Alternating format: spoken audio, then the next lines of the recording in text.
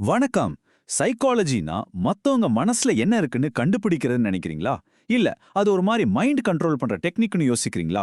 நாம பொதுவா நினைக்கிறத விட சைக்காலஜி, அதாவது உளவியல், ரொம்ப ஆழமான ஒரு விஷயம். அது எப்படி நம்ம நடத்தையும் மனசையும் ஒரு அறிவியலா புரிஞ்சுக்க முயற்சி பண்ணுதுன்னு வாங்க இந்த பகுப்பாய்வுல நாம பார்க்கலாம். சைக்காலஜி இந்த ஒரு வார்த்தையை கேட்டதும் உங்க மைண்ட்ல என்ன வருது? மத்தவங்களோட மனச படிக்கிறதா இல்ல அவங்களோட எண்ணங்களை கட்டுப்படுத்துறதா? ஒரு நிமிஷம் யோசிச்சு பாருங்க.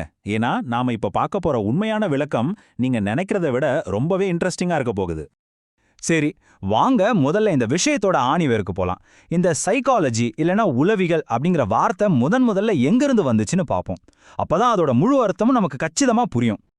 இந்த சைக்காலஜிங்கிற வார்த்தை இருக்குல்ல, அது 2 கிரீக்க வார்த்தைகளோட கலவை. ஒன்னு சைக், இதுக்கு ஆன்மா அல்லது மனம்னு அர்த்தம். இன்னொன்னு லோகோஸ், இதுக்கு படிப்பு அல்லது அறிவுன்னு அர்த்தம். அப்போ ரெண்டையும் சேர்த்து என்ன வருது? ஆன்மாவை பற்றிய படிப்பு. ஆச்சரியமா இருக்குல்ல? அண்ணா நில்லுங்க. ஆன்மாவை பற்றிய படிப்புங்கிற அந்த ஆரம்ப கட்டத்துல இருந்து சைக்காலஜி இன்னைக்கு பல மைல் தூரம் தாண்டி வந்துருச்சு. அது எப்படி ஒரு முழுமையான அறிவியலா மாறுச்சுன்னு இப்ப பார்க்கலாமாங்க. சைக்காலஜியோட டெஃபினிஷன், அதாவது அதோட வரையறை, எப்பவும் ஒரே மாதிரி இருந்ததே இல்ல. அது காலத்துக்கு ஏத்த மாதிரி மாறிக்கிட்டே இருந்திருக்கு. ஒரு உதாரணத்துக்கு 1890கள்ல அதோட முழு ஃபோக்கஸும் மனசு மேல தான் இருந்துச்சு. ஆனா 1913க்கு வந்தப்போ கவனம் அப்படியே நடத்த பக்கம் திரும்பிடுச்சு. அப்புறம் 1948 வாக்குல நம்மள சுத்தி இருக்கிற சூழலும் நம்மளை எப்படி பாதிக்குதுங்கிறதையும் சேர்த்து யோசிக்க ஆரம்பிச்சாங்க. ஆரம்ப காலகட்டத்துல வில்லியம் ஜேம்ஸ்னு ஒருத்தர் இருந்தாரு. அவரு சொன்னாரு, சைக்காலஜிங்கிறது நம்மளோட மன வாழ்க்கைய பத்தின ஒரு அறிவியல்னு. அதாவது நம்மளோட ஃபீலிங்ஸ், நம்மளோட எண்ணங்கள், இதெல்லாம் வெளியிருந்து பார்க்க முடியாத விஷயங்கள் இல்லையா? அந்த உள் உலகத்தை பத்தி படிக்கிறது தான் நம்புனாங்க. ஆனா கொஞ்சம் வருஷத்திலேயே கதையில ஒரு பெரிய ட்விஸ்ட். ஜேபி வாட்சன் ஒருத்தர் வராரு. அவர் என்ன சொன்னாரு தெரியுமா? ஏங்க, மனசுக்குள்ள என்ன நடக்குதுன்னு யாருக்கும் தெரியாது. அதை எப்படி அளக்க முடியும்? ஆனா ஒருத்தர் என்ன செய்யறார், எப்படி நடந்துக்கிறாருன்னு நம்ம கண்ணால பார்க்க முடியும், அளக்க முடியும். அதனால சைக்காலஜிங்கிறது நடத்தைய பத்தி படிக்கிறது தான் அப்படின்னு சொல்லி மொத்தமா மாத்திட்டாரு. இது ஒரு கேம் சேஞ்சர். சரி, இப்போ என்ன நிலைமைன்னு கேக்குறீங்களா? இன்னைக்கு அமெரிக்கன் சைக்காலஜிக்கல் அசோசியேஷன், அதாவது ஏபிஏ என்ன சொல்லுதுன்னா, சைக்காலஜிங்கிறது வெறும் மனசை பத்தியோ இல்ல வெறும் நடத்தைய பத்தியோ மட்டும் படிக்கிற ஒரு துறை கிடையாது. இது ரெண்டையும் ஒன்னா சேர்த்து பார்க்குற ஒரு அறிவியல். அதாவது நம்மளோட நடத்தையும் அதுக்கு பின்னாடி இருக்கிற நம்ம மன ஓட்டங்களையும் சேர்த்து படிக்கிறத தான் இப்போதைய சைக்காலஜி. இதுதான் ரொம்பவே முக்கியமான பாயிண்ட். யோசிச்சு பாருங்களேன், நாம ஏன் சிரிக்கிறோம்? அது நடத்தை. அதுக்கு பின்னாடி இருக்கிற சந்தோஷம் அது மன செயல்முறை. இன்னைக்கு சைக்காலஜி இந்த ரெண்டையும் பிரிச்சு பார்க்கறதில்ல. வெளியே தெரியிற செயலுக்கும் உள்ள ஓடுற எண்ணத்துக்கும் என்ன தொடர்புன்னு சேர்த்து பார்க்குது. சரி, நம்ம இவ்ளோ நேரமா சைக்காலஜிய ஒரு சயின்ஸ், அறிவியல்னு சொல்லிட்டே இருக்கோம். ஏன் அப்படி சொல்றோம்? மத்த சயின்ஸ் மாதிரி இதுக்கு என்ன தகுதி இருக்கு? வாங்க அத பத்தி தான் இப்ப பார்க்க போறோம். சைக்காலஜிய ஒரு சயின்ஸ்னு சொல்றதுக்கு சில முக்கியமான காரணங்கள் இருக்கு.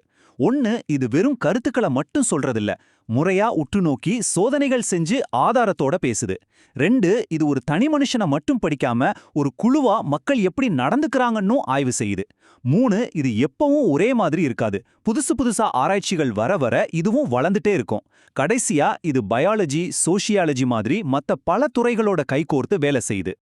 இதுல ரொம்பவே இன்ட்ரெஸ்டிங்கான ஒரு விஷயம் என்னன்னா, சைக்காலஜி 2 விதமான விஷயங்களையும் ஒரே நேரத்துல படிக்குது.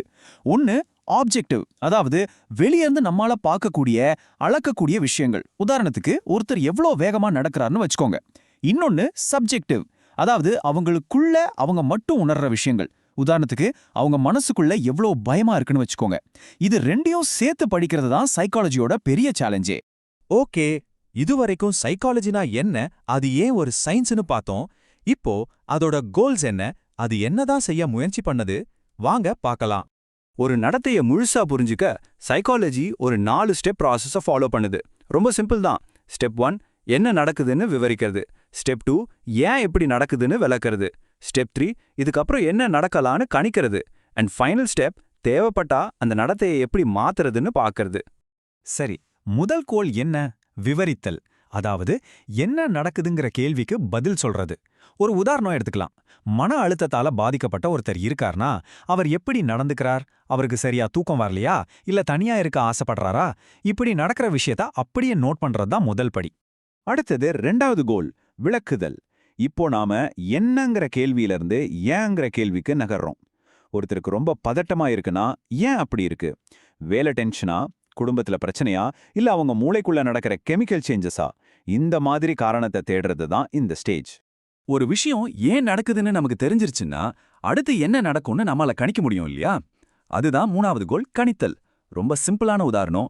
ஒரு ஸ்டூடெண்ட் ரொம்ப ஆர்வமா நல்லா படிச்சிட்டு இருக்காருன்னா அவர் எக்ஸாம்ல நல்ல மார்க் வாங்குவாருன்னு நம்ம கணிக்க முடியும். அதே மாதிரி தான் இதுவும். கடைசியா 4வது கோல். இது ரொம்ப ரொம்ப முக்கியமானது. கட்டுப்படுத்துதல் அல்லது மாற்றுதல்.